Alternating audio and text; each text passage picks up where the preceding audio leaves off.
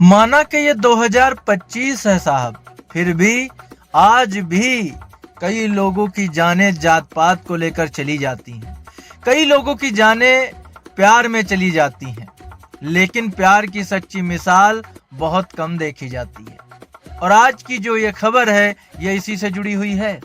एक लड़की जिसने अपने प्यार के लिए सब कुछ त्याग दिया। माना कि उसके प्रेमी की जान चली गई क्योंकि उसने प्यार किया था, लेकिन फिर भी उसके जो दोषी हैं, जैसा आरोप उस लड़की ने लगाया कि उसके भाई और उसके बाप उसकी प्रेमी की हत्या में दोषी हैं। उसने अपने प्रेमी की लाश से शादी की और उसी के घर में रह रही है और गवाह बन गई है उन हत्यारों के खिलाफ जो खुद उसके भाई और बाप हैं।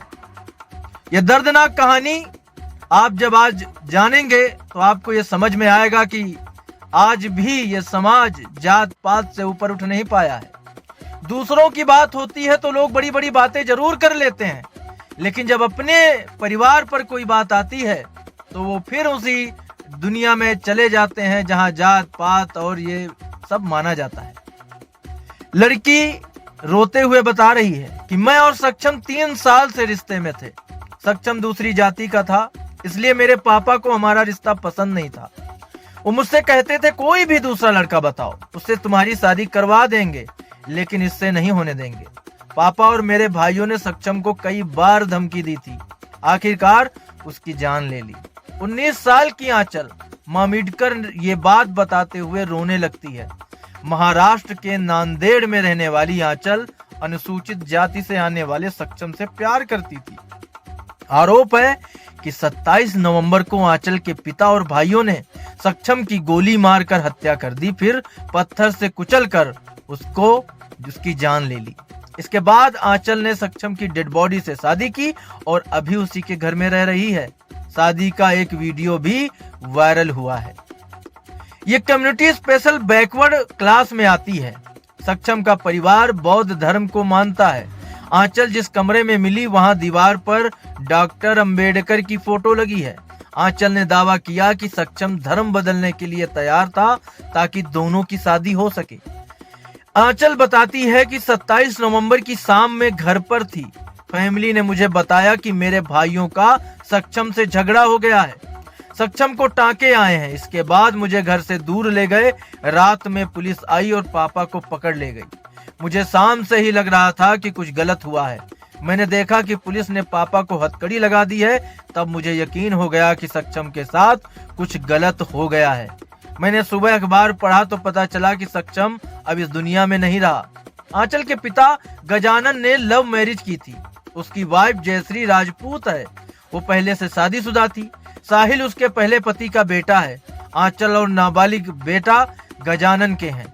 पिता की गिरफ्तारी के बाद आंचल ने अपना घर छोड़ दिया। वो सीधे सक्षम के घर पहुंची, तब सक्षम के अंतिम संस्कार की तैयारी चल रही थी। आंचल ने सक्षम के परिवार से कहा कि मैं अब अपने घर पर नहीं रहूंगी। मैंने सक्षम से प्यार किया है और अब उसकी लाश से मैं शादी करूंगी। आंचल बताती है पापा और मेरे दोनों भाई धमकी दे रहे थे कि हम सक्षम की जान ले लेंगे। सक्षम पापा की बहुत रिस्पेक्ट करता था।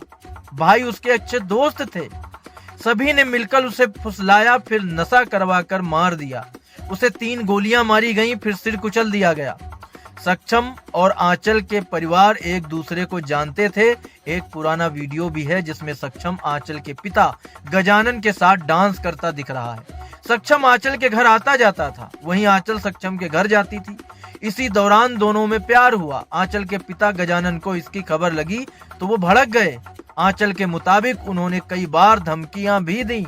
पुलिस के मुताबिक सक्षम 27 नवंबर की शाम पुरानी गंज इलाके में दोस्तों के साथ खड़ा था, तभी उसका आंचल के नाबालिग भाई से झगड़ा हो गया। भाई ने सक्षम पर गोली चलाई जो उसकी पसलियों में लगी। इसके बाद उसने एक टाइल सक्षम के सिर पर दे मारी। इससे मौके पर ही उसकी जान चली गई। सक्षम की मां संगीता गौतम बताती हैं, सक्षम और आंचल एक दूसरे को कई साल से जानते थे। वो कभी कभी हमारे घर आया करती थी। आंचल और सक्षम फोन पर बातें करते थे। हमारी जाति अलग अलग है, इस वजह से आंचल के घर वालों को बच्चों की दोस्ती पर ऐतराज था। आंचल के पापा और भाइयों ने कई बार उसे जान से मारने की धमकी दी थी। पुलिस केस भी किया। 1 महीने पहले भी उन्होंने जान से मारने की धमकी दी थी। 27 नवंबर को शाम हमारे एक रिश्तेदार का फोन आया। उसने बताया कि आंचल के पिता और भाइयों ने सक्षम को गोली मार दी है। मैं करीब 6 बजे उस जगह पहुंची। सक्षम सड़क पर पड़ा था, उसका सिर फटा हुआ था, भेजा बाहर आ गया था। बगल में एक पत्थर पड़ा था जिस पर खून लगा था। सक्षम के चेहरे पर गोली लगने के निशान थे, वहां बुलेट के खोखे भी पड़े हुए थे। आंचल कहती है, भले ही सक्षम दुनिया में नहीं है, लेकिन हमारा प्यार जिंदा है। मेरे घर वाले जीत कर भी हार गए, सक्षम हार कर भी जीत गया। अब मैं उसी की होकर रहूंगी। मेरे परिवार ने कहा था कि वो जय भीम यानी बौद्ध वाला है, हम हिंदू हैं, इसलिए शादी नहीं हो सकती। उन्होंने सक्षम से कहा था कि अगर धर्म बदल लो तो शादी करा देंगे। सक्षम इसके लिए तैयार भी था। सक्षम के घर रहने की बात पर आंचल बार बार दोहराती है कि मैंने कुछ भी दबाव में नहीं किया है, बल्कि अपनी मर्जी से कर रही हूँ। मैं बालिग हूँ, इसलिए मैं अपने मन से फैसला ले सकती हूँ। मैं सक्षम के घर में ही रहूंगी और सक्षम की बनकर रहूंगी। सक्षम के घर वालों ने फैसला मुझ पर छोड़ा था और मेरा फैसला है कि मैं यहीं रहूंगी।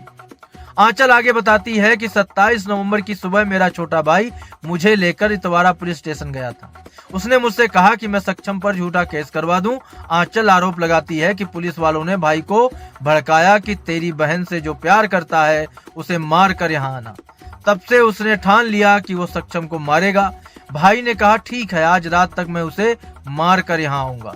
आंचल गुस्से में कहती है, मेरा सक्षम जिस तरह तड़प कर मरा है, उन्हें भी ऐसी ही मौत आनी चाहिए।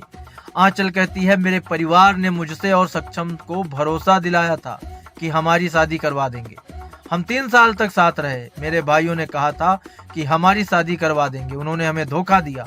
मैं सक्षम से भाइयों के जरिए नहीं मिली थी, मैं उससे इंस्टाग्राम पर जुड़ी थी। मेरे भाई सक्षम के साथ घूमते फिरते थे, अच्छे से बात करते थे, साथ में खाना खाते थे। उन्होंने सक्षम को यकीन दिलाया कि सब ठीक है। मैं बिल्कुल अंदाजा नहीं था हमें कि ऐसा हो जाएगा। आंचल के पिता गजानन पर इतवारा पुलिस स्टेशन में 10 केस दर्ज हैं।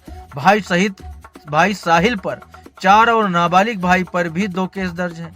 पिता पर मारपीट, हत्या की कोशिश, दंगा फसाद, धमकी देने की धाराओं में केस दर्ज है। पुलिस के मुताबिक सक्षम पर भी मारपीट जैसे केस चल रहे थे। एक केस पॉक्सो का भी था।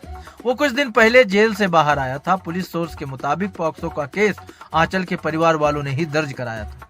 उन्होंने 1 साल पहले सक्षम पर आंचल से छेड़खानी का आरोप लगाया था। इस वीडियो में आंचल ये कहती नजर आ रही है कि परिवार ने उससे झूठा केस दर्ज करवाया था।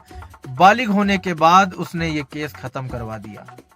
FIR के मुताबिक सक्षम के मर्डर के बाद आरोपी रिश्तेदारों के पास परभड़ी के मानवत चले गए थे। गजानन और साहिल ने मर्डर की बात कबूल ली है।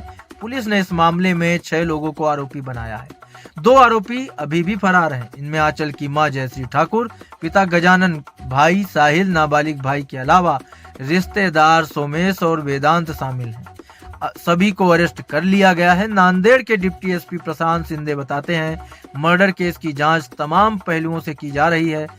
हमने 6 आरोपियों को पकड़ लिया है। कारण कुछ भी हो, वजह कुछ भी हो, लेकिन किसी की जान ले लेना, किसी की हत्या कर देना, ये बिल्कुल सही नहीं है। पुलिस अपना काम कर रही है, जांच हो रही है, सच्चाई सामने है और जो नहीं सामने है वो भी आ ही जाएगी। आज की ये बड़ी खबर यहीं तक।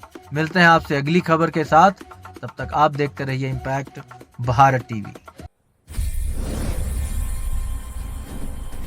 आप देख रहे हैं इम्पैक्ट भारत टीवी।